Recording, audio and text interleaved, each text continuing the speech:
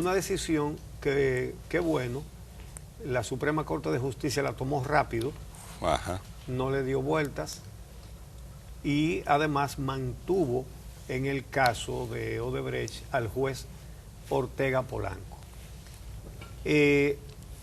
Realmente, darle armas a los imputados es algo inaceptable. Pero bueno, ahora los abogados de los imputados dicen que aceptan la decisión del Pleno de la Suprema, sencillamente porque la ley no les da más recursos, no pueden apelar a más nadie. Entonces no, ya no tienen más instancia donde tienen que irse con él. Así es, con el juez Ortega Polanco. Había sido recusado por los abogados de Víctor Díaz Rúa, de Andrés Bautista y de Ángel Rondón, que como tú señalas, ya aceptaron esta decisión. Lo que habría que esperar entonces cuando el juez Ortega Polanco asigna la fecha para conocer ya este caso en esta fase que le corresponde, de que es la fase en la que se determina si este juicio tiene los méritos suficientes para, o esta investigación y esta acusación del Ministerio Público tiene los méritos suficientes como para irse a un juicio ya de fondo. Inicialmente, la fecha que había puesto el juez Ortega Polanco había sido el 6 de julio. Entonces él solicitó, aplazó esta fecha para que la Suprema Corte de Justicia conociera de estas recusaciones y habría que ver entonces cuál fecha designa. Esperemos que también sea rápido, con la agilidad que ha actuado la Suprema Corte de Justicia. Así es. Bueno, eso era lo que quería el Ministerio Público, según había dicho, aunque lo planteó de una manera absolutamente inapropiada. De todas maneras, señores, en este proceso quedan fuera demasiados elementos importantes de lo que debería ser un juicio realmente correcto, un expediente correcto, un proceso correcto. Ha quedado fuera nada menos que la sobrevaluación de las obras, nada menos que Punta Catalina, la obra más grande y más costosa y la más reciente. Han quedado fuera los que aceptaron los sobornos, la gran mayoría, como está más que explicado, ¿verdad? ¿Cuántos legisladores recibieron dinero para aprobar esas cosas que fueron aprobadas? De manera que quedan grandes huecos. Este es un expediente. El tema del financiamiento político. Y el de la financiación política, claro, de campaña política por una empresa extranjera. Fundamental. Pero naturalmente hay cosas. Ahí se ha dejado fuera todo lo que pueda tocar al actual gobierno. Todo lo que lo pueda tocar. De manera que aquí no será justicia. Pero ya veremos si entre los pocos que están imputados, varios de ellos, o la mayoría de ellos, con pruebas, porque eso sí hay que decirlo, hay pruebas, vamos a ver si le van a buscar el bajadero que se busca siempre. Realmente hay pocos motivos para pensar que no se lo buscarán. Claro. Y que se va a hacer justicia y que van a pagar con una condena todo lo que le han robado al Estado Dominicano. Tú sabes que con la decisión de la Suprema Corte de Justicia, rechazando estas recusaciones de los abogados frente al juez Ortega Polanco, también de alguna manera quedaría confirmada la Cámara Penal, la segunda Cámara de la Suprema Corte de Justicia, para conocer este caso de Odebrecht en cualquiera de su parte, ya sea una apelación frente a la decisión de Ortega o ya el juicio de fondo de este caso de Odebrecht. ¿Y quiénes son los actores? Exactamente, ahí habría que ver quiénes son los actores. Sí, porque se da lo siguiente, y voy a los actores rápidamente. Si la Suprema Corte de Justicia hubiera aceptado esa recusación contra el juez Ortega Polanco, eso quería decir que los actuales miembros de la Cámara Penal no podían conocer el caso. Ese es el fondo de esto. Ese es el fondo de esto. Ya habían conocido de una apelación con la medida de coerción que el juez en la fase preliminar e introductoria había conocido a partir de una solicitud del Ministerio Público. ¿Qué quiere decir esta decisión de la Suprema Corte de Justicia? Que se mantiene esa Cámara Penal. ¿Quiénes son los jueces? 3 del partido. Del Partido de la Liberación Dominicana, de los 5 miembros. Es decir, la mayoría de los jueces que están ahí son jueces que están controlados por el Partido de la Liberación Dominicana y tienen antecedentes de conocer casos de corrupción. Y a esos no los van a recusar. No, ya no pueden, ya no lo pueden. No, los imputados a eso no lo van a recusar. Ah, tampoco. No le interesa. No le conviene. Seguro. Eso es verdad. Eso se va a conocer ahí. Por eso la preocupación que hay en el sentido de que nueva vez estemos ante un caso de corrupción donde no se aplique la justicia ni se apliquen las sanciones que tienen que aplicarse. Ahora, esto sería muy grave. Yo lo he planteado en distintas oportunidades para la institucionalidad, para el futuro democrático de la República Dominicana, porque estamos hablando del caso más emblemático de corrupción y de que si este tipo de caso, como es el caso de Odebrecht, se permite que pase con absoluta impunidad, bueno, aquí no hay manera y no habrá manera de enfrentar ningún caso de corrupción en nuestro país. Y sobre todo porque no estamos solo hablando de un caso emblemático de corrupción, sino que hay que tener en cuenta también la presión internacional que existe. A los Estados Unidos, por ejemplo, le interesa mucho que en este caso de corrupción la justicia dé señales de que no está dispuesta a continuar con el régimen de impunidad. O por otro lado, no solo la presión internacional, sino la presión y la movilización de los movimientos sociales y de medios de comunicación para que en este caso se establezcan responsabilidades.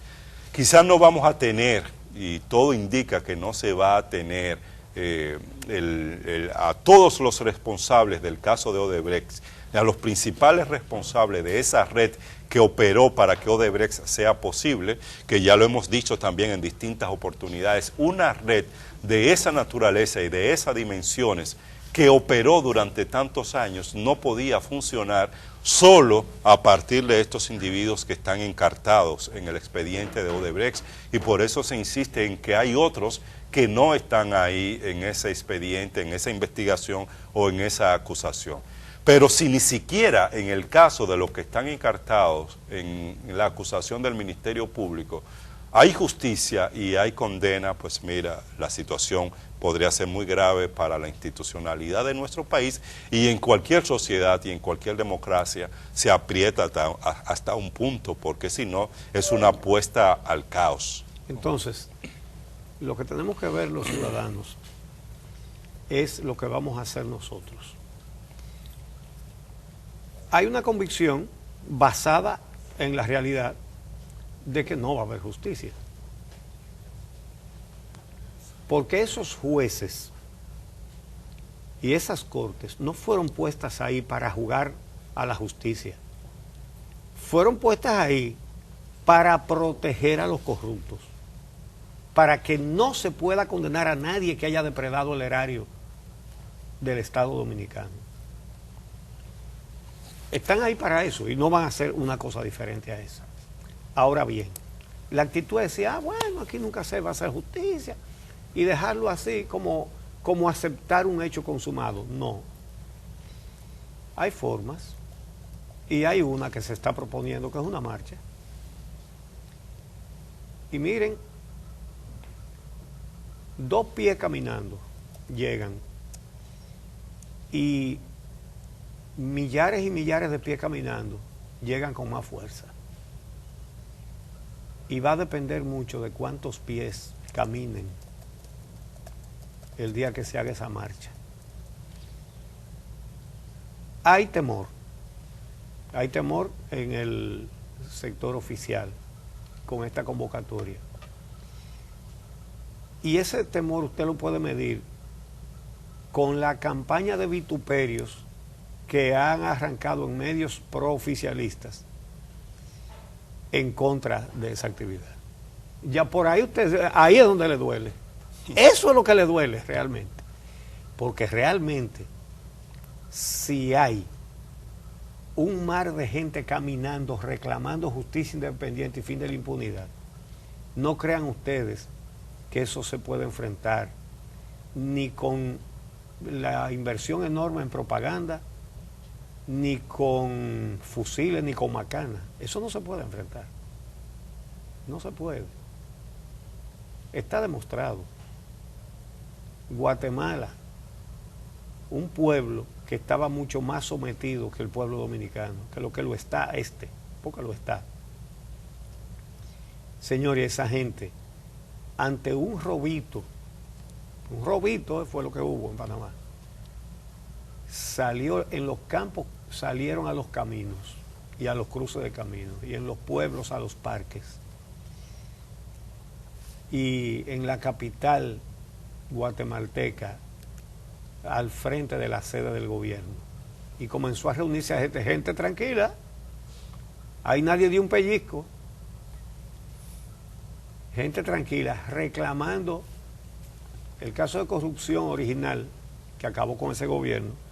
Involucraba primero a la vicepresidenta de la República y tuvo que irse de ahí, y ahí le esperó un tribunal que la juzgó, la detuvieron, la juzgaron y la condenaron, está presa todavía. Pero luego salieron las implicaciones del presidente y volvió la gente a pararse frente al palacio, pero un mar de gente, y de ahí salió el hombre para la cárcel, juzgado, condenado, y sigue en la cárcel. Y ahí no se tiró un tiro, pero tampoco se tiró una piedra, pero tampoco se tiró una cacarita de naranja. Nada, simplemente ciudadanos reclamando su derecho a tener un gobierno honrado. Eso fue lo que pasó en Guatemala. Aquí se está convocando una marcha, yo no sé cuánta gente va a ir, porque eso depende de usted, ¿verdad? Ahora, sepa que de usted dependerá, porque depende de cada uno. Y que siga un régimen de corrupción y de impunidad, comiéndose los recursos con los que se deben resolver los problemas. Que eso siga depende de que usted no vaya. Que eso se acabe depende de que usted vaya. Entonces, tiene cada dominicano, incluido usted, una responsabilidad, y la supervivencia de la patria dominicana dependerá de que la asumamos o no la asumamos, de que vayamos o no vayamos.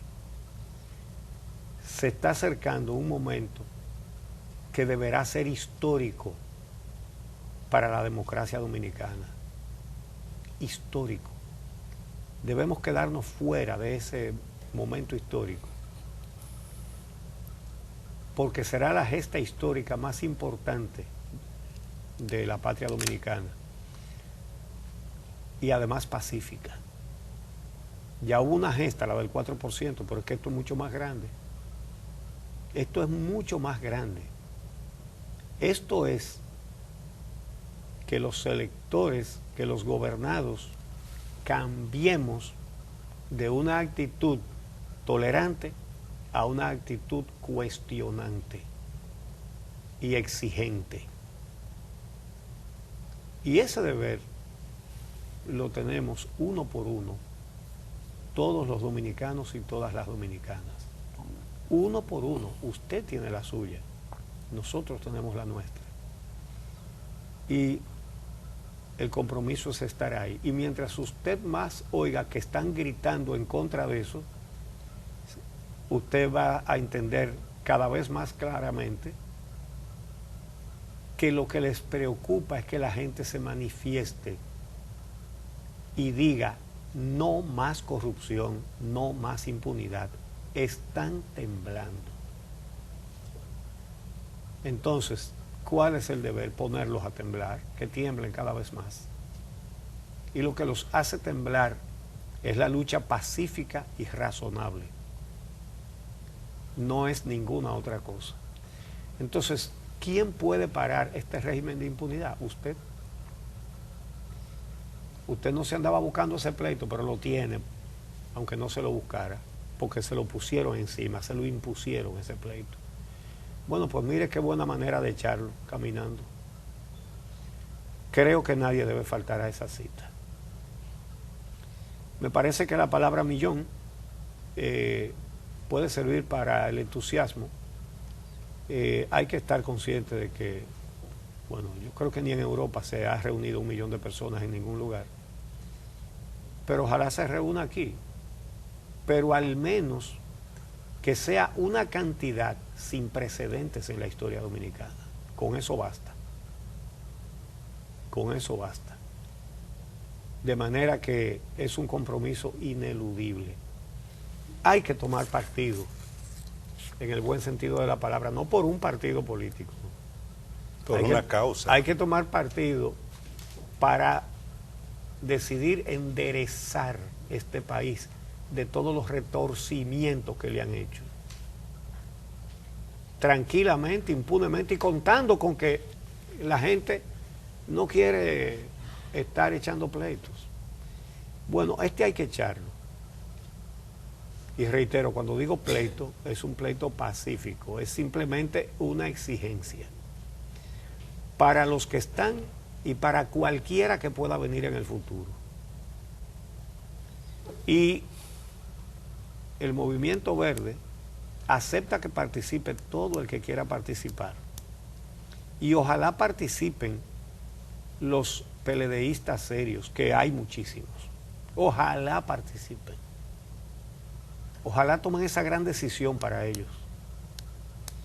Ahora, lo que no puede nadie es tratar de capitalizar un movimiento cívico para fines políticos. Es decir, ese movimiento ha puesto las cosas claras desde que nació. Puede participar todo el que quiera, lo que no se puede es llevar símbolos ni consignas alusivas a partidos ni a candidaturas de ninguna clase. El que haga eso o el que intente hacerlo será un enemigo de ese movimiento. Pero ese movimiento está suficientemente bien organizado para impedir eso. Lo ha impedido antes, como lo impidió el movimiento por la educación. Recuerdo en una manifestación frente al altar de la patria que unos tipos levantaron una bandera de un partido de oposición y yo lo llegué a ver casi como un flash, porque en segundos no había letrero y estaban saliendo de ahí los que lo llevaron en segundos. Entonces, esto es una manifestación sin intereses políticos y puede participar todo el que quiera, pero sabiendo que hay hay 2 reglas fundamentales que tiene que cumplir. Tiene que mantenerse en paz y no puede llevar símbolos de otras cosas que no sean el Movimiento Verde. Tenemos un gran compromiso histórico. No nos quedemos fuera de la historia. No propiciemos con nuestra desidia, con nuestra negligencia, con nuestra inacción, que siga un régimen de corrupción y de impunidad. No lo permitamos. Simplemente caminemos para exigir que la patria de Duarte y de todos nosotros sea enderezada y que jamás, jamás volvamos a ver a cabecillas de grupos nombrando jueces, fiscales y procuradores para blindar su corrupción. Jamás. Eso no puede suceder jamás.